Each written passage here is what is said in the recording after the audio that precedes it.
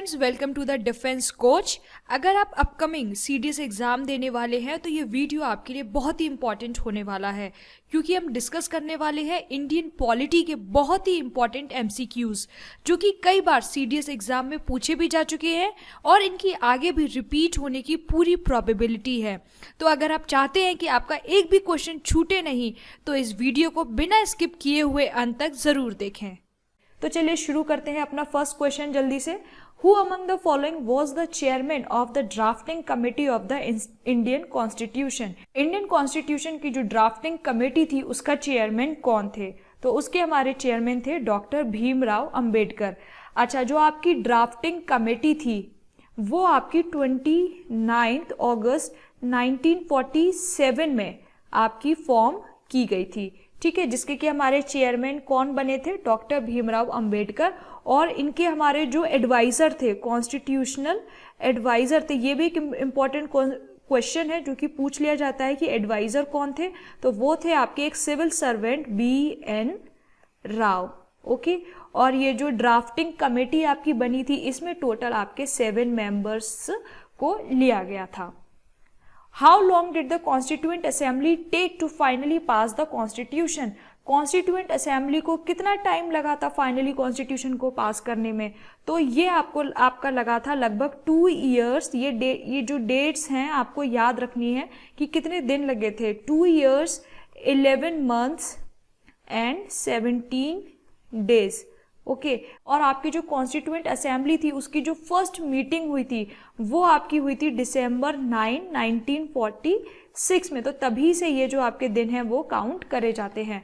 तो इसका सही आंसर क्या है कि लगभग आपके 3 साल लगे थे। लगभग ये 3 साल ही हो गए ना। The demand for the constituent assembly was put forward by the Indian national Congress in 1936 at its session held at. तो 1936 में जो आपका सेशन हुआ था वो हुआ था लखनऊ में, और उस टाइम पर उसके प्रेसिडेंट थे Pandit Jawaharlal Nehru. Okay, the constituent assembly arrived at decisions on the various provision by the constitution by consensus. Constitution आपको पता है कि इसमें बहुत सारी चीज़ें हमने अलग अलग सोर्सेज से इंक्लूड करी हैं, और बहुत ही हमारा जो कॉन्स्टिट्यूशन है एक लेंदी कॉन्स्टिट्यूशन है। तो इसके बहुत सारे पार्ट्स को हमने बहुत अच्छे से डिस्कस किया है। फिर जो सारे मेंबर्स थे उनका जब कोसेंसस आया, मतलब कि उन सब का जो अग्रीमेंट हुआ बहुत सारी डिबेट और डिस्कशंस के बाद, तब हमने उन चीज़ों को है अपने कॉन्स्टिट्यूशन में इंक्लूड किया था। The most profound influence on the drafting of the Indian Constitution was exercised by the Government of India Act 1935।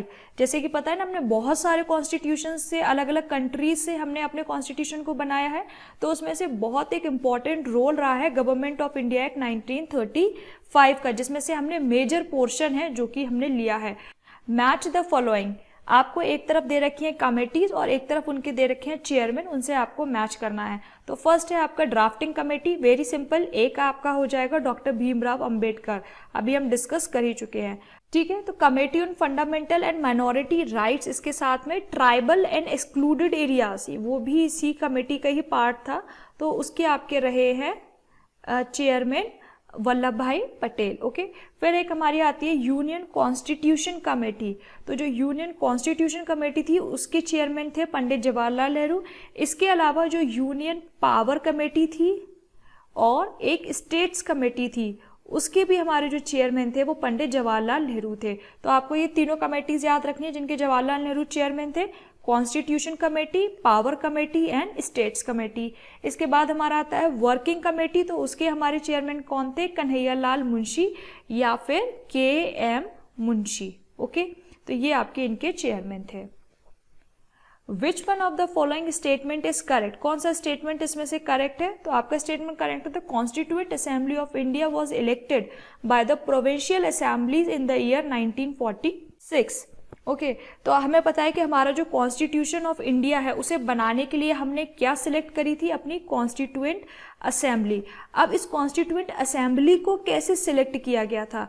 तो इस असेंबली को आपको सिलेक्ट किया गया था बाय द प्रोविंशियल असेंबलीज, जो कि हमने अभी स्टेटमेंट करेक्ट किया है ना। तो जो आपकी प्रोविंशियल असेंबली है उसने आपकी कॉन्स्टिट्यूएंट असेंबली को कैसे सिलेक्ट किया था? By single transferable vote system के थ्रू आपको उसने सिलेक्ट किया था, ठीक है, bye means of proportional representation. Which one of the following is not a basic feature of the Indian constitution? Basic feature कौन सा नहीं है?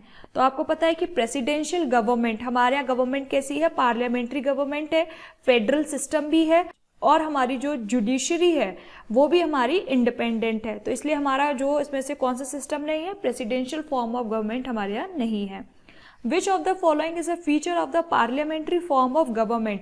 पार्लियामेंट्री फॉर्म जो होती है, जो कि हमने कहाँ से बोरो करी है?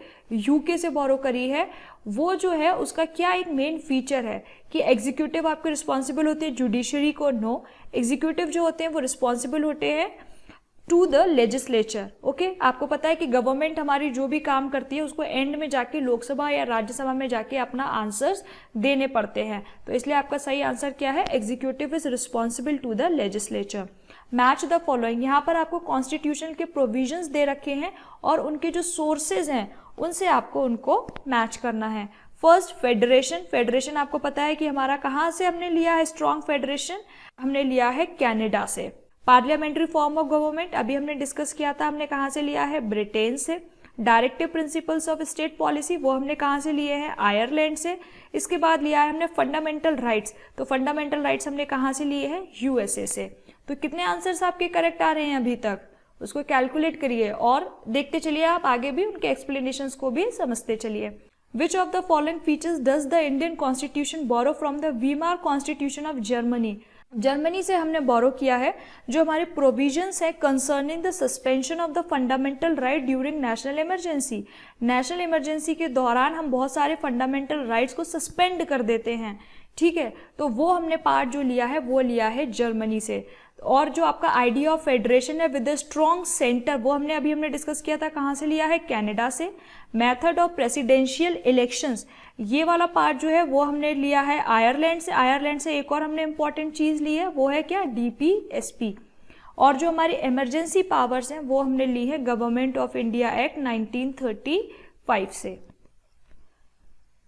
विच of the following features and their source is wrongly matched? कौन सी चीज़ हमारी रॉन्गली मैच्ड है? तो वो है आपकी जुडिशियल रिव्यू, क्योंकि जुडिशियल रिव्यू हमने कहाँ से लिया है? यूएसए से लिया है। यूएसए से हमने और क्या क्या लिया है? फंडामेंटल राइट्स लिए हैं, और उसके अलावा हमने प्रीएम्बल जो है कॉन्स्टिट्यूशन के लिए वो भी हमने लिया है। इम्पीचमेंट सिस्टम है प्रेसिडेंट का, वो भी हमने बोरो किया है, कहाँ से? हमने यूएसए से ही लिया है। और जो इंडिपेंडेंस ऑफ जुडिशरी है वो भी हमने कहाँ से लिया है? यूएसए से लिया है। तो ये भी पॉइंट्स आपको याद रखने हैं। Which constitution has inspired the Indian concepts of rule of law, parliamentary system and law making procedure? बहुत इजी क्वेश्चन है। कहाँ से हमने लिया है? ब्रिटिश कॉन्स्टिट्यूशन से। सारी चीज़ें हमें ब्रिटिश कॉन्स्टिट्यूशन से ही हमने इंस्पायर होकर ली हैं। The constitution of India is designed to work as unitary government. Unitary government के फॉर्म में हमारी जो है इंडियन सिस्टम वो कब काम करती है? In times of emergency. Which of the following is are included in the directive principles of state policy? कौन सी चीज़ें हमारी directive principles of state policy यानी कि DPSP में इंक्लूड हैं? तो आपका जो फर्स्ट पॉइंट है क्या है? Prohibition of traffic in human beings and force labour. ये आपका DPSP का पार्ट नहीं बल्कि ये आपका फंडामेंटल राइट का पार्ट है under the article 23। Okay, article 23 के अंडर में ये बात जो है वो कही गई है। तो इसलिए हमारा केवल क्या है? Part 2, prohibition of consumption except for the medicinal purposes of intoxicating drinks and of other drugs which are injurious to health। यही आपका केवल DPSP, इसलिए करेक्ट आंसर है इसका 2 only. Indian constitution recognises minority on the basis of. Minority को हम किस basis पर डिफाइन करते हैं? रिलीजन। ओके, एक और इसमें हम टर्म यूज कर सकते हैं लैंग्वेज के तौर पर भी, बट लैंग्वेज क्योंकि इसमें ऑप्शन में है नहीं तो इसलिए हम केवल क्या लेंगे? रिलीजन। क्योंकि जो आपका आर्टिकल 30 है, आर्टिकल 30 आपका क्या कहता है?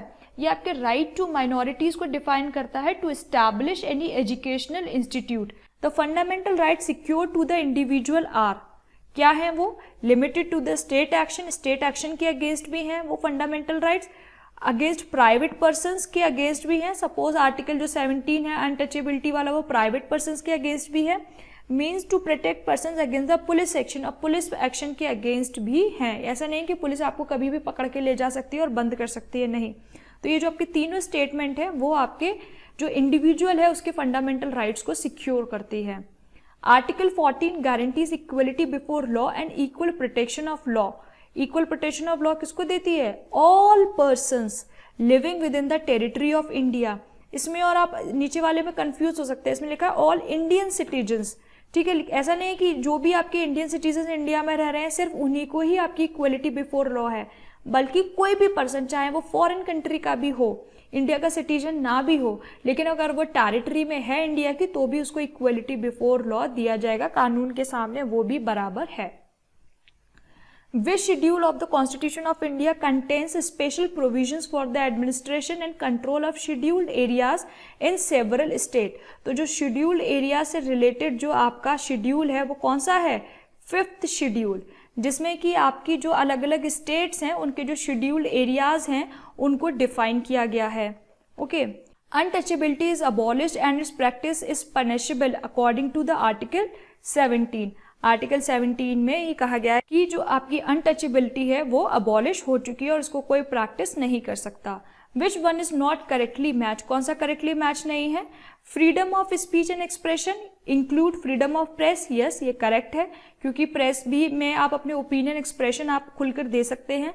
फ्रीडम ऑफ कॉन्शियंस, कॉन्शियंस मतलब कि फ्रीडम ऑफ थॉट, आप क्या सोचते हैं क्या करते हैं उसके हिसाब से भी आपको फ्रीडम है, यस आप कोई भी कृपाण या कोई भी अपना रिलीजियस सिंबल है उसको भी पहन कर सकते हैं।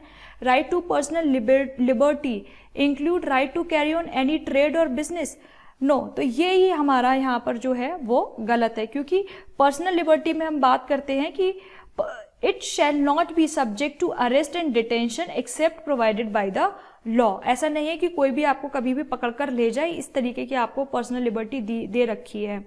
Right to equality article 14 include principles of natural justice, this is also correct. As far as armed forces are concerned, the fundamental rights granted under Article 14 and 19 of the Constitution are available only according to the law made by the Parliament. अच्छा, आपका जो article 33 है उसमें ये बात सीधे तौर पर लिखी हुई है कि जो आपके फंडामेंटल राइट्स हैं वो जो मेंबर्स हैं of the armed forces, paramilitary forces, police force, intelligence and इस तरीके के जो भी डिपार्टमेंट है उनको रिस्ट्रिक्ट किए जा सकते हैं या फिर पूरी तरीके से एब्रोगेट किए जा सकते हैं बाय द पार्लियामेंट। तो यहाँ पर अगर आर्म्ड फोर्सेस की जगह इन सारी एजेंसीज के नाम भी होते तो भी आप यही करते, ऑप्शन को टिक।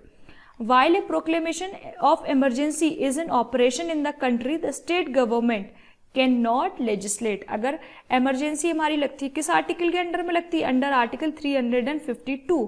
तो प्रेसिडेंट के पास सारी पावर चली जाती है और उस टाइम पे स्टेट गवर्नमेंट जो है वो अपना कोई भी लेजिस्लेशन का काम नहीं कर सकती है, स्टेट लिस्ट पर भी वो कोई लॉ नहीं बना सकती है।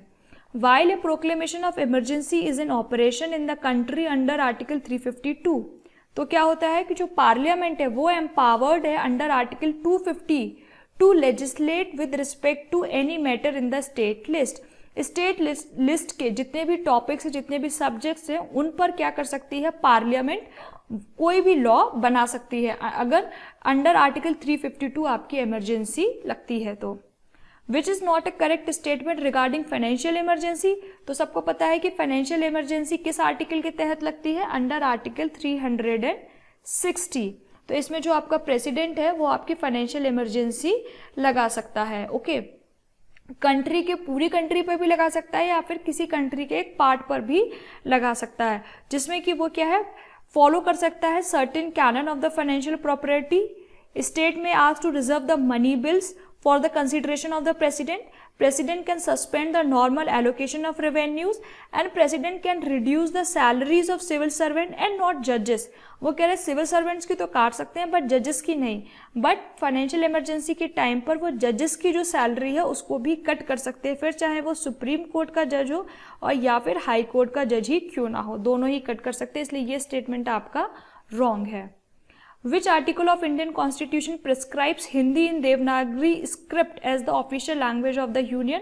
तो वो है आपका आर्टिकल 343। आर्टिकल 343 आपको याद रखना है, जिसके तहत हिंदी आपकी क्या है? राजभाषा है, ना कि राष्ट्रभाषा। बहुत सारे लोग ये गड़बड़ कर देते हैं, हिंदी को हमारी राजभाषा का दर्जा प्राप्त है, ऑफिशियल लैंग्वेज का।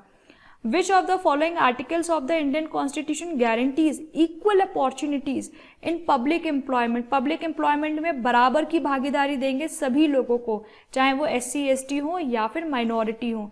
किस आर्टिकल के अंडर में होता है? आर्टिकल 16। ओके, तो किसी भी व्यक्ति को आप जो है डिस्क्रिमिनेट नहीं कर सकते किस ग्राउंड पर, ना religion, race, caste, sex, descent, place of birth, residence या इनमें से किसी भी के तौर पर आप उसको डिस्क्रिमिनेट नहीं कर सकते। Part 5th of the constitution deals with, part 5th में आपके कौन कौन से चैप्टर्स हैं, आपको वो बात डिस्कस करनी है। तो पार्ट 5th में आपके हैं 5 जो हैं वो चैप्टर्स की बात करी जाती है। फर्स्ट जो है वो है आपका एग्जीक्यूटिव, ओके। सेकंड है उसमें हम पार्लियामेंट की बात करते हैं। थर्ड जो है उसमें हम बात करते हैं legislation powers of president, president की पावर जो है उनको अलग से है, जो आर्टिकल 123 है ऑर्डिनेंस पावर, उस पर। आर्टिकल 4 चैप्टर 4 है उसमें हम यूनियन जुडिशरी की बात करते हैं, ओके। और आर्टिकल 5th जो है उसमें controller and auditor general of India की हम बात करते हैं। तो इसमें यूनियन एग्जीक्यूटिव भी आ रहा है, पार्लियामेंट भी आ रहा है, कंट्रोलर एंड ऑडिटर जनरल भी आ रहा है, और यूनियन जुडिशरी में से सुप्रीम कोर्ट तो आ रहा है बट इन्होंने हाई कोर्ट अलग से दे दिया, इसलिए ये हो गया रॉन्ग। इसलिए आपके हो गए first, second and fourth option. Which one of the following does not constitute the electoral college for electing the president of India? तो आपके प्रेसिडेंट के इलेक्टोरल कॉलेज में कौन कौन होते हैं? Elected members of Rajya Sabha plus Lok Sabha, okay, plus elected members of जो भी यूनियन टेरिटरीज हैं, पुडुचेरी या दिल्ली थी अभी तक, ओके। फिर elected members of legislative assemblies, मतलब कि आपके जो भी इलेक्टेड एमएलए हैं वो, ओके। लेकिन आपके जो काउंसिल के जो मेंबर्स हैं वो आपके इसमें इंक्लूड नहीं होते हैं, okay. Who among the following enjoys the rank of the cabinet minister of the Indian union? तो वो हमारे इंडियन यूनियन की कैबिनेट मिनिस्टर की रैंक कौन एंजॉय करता था? तो वो होता था आपका deputy chairman of the planning commission. Planning commission हालांकि अब तो खत्म हो गई, अबॉलिश कर दी गई है, इसकी जगह हमारा क्या आ गया है? नीति आयोग। लेकिन ये उस टाइम पे क्वेश्चन बहुत इंपॉर्टेंट था, बहुत सारे एग्जाम्स में पूछा भी गया है, इसलिए हमने इसको ये इंक्लूड किया। और इसका चेयरमैन कौन होता था प्लानिंग कमीशन का? तो वो आपका होता है पीएम, होता था पीएम। तो ये थे हमारे अभी के आज के बहुत ही इंपॉर्टेंट क्वेश्चन, जिसको कि हमने डिस्कस किया आपके साथ और एक्सप्लेन भी किया। लेकर आएंगे आपके लिए और भी इंपॉर्टेंट क्वेश्चंस की सीरीज, जिसमें से आपके पक्का एग्जाम्स में क्वेश्चंस आएंगे ही आएंगे। मिलते हैं आपसे अगले लेक्चर में, बाय बाय।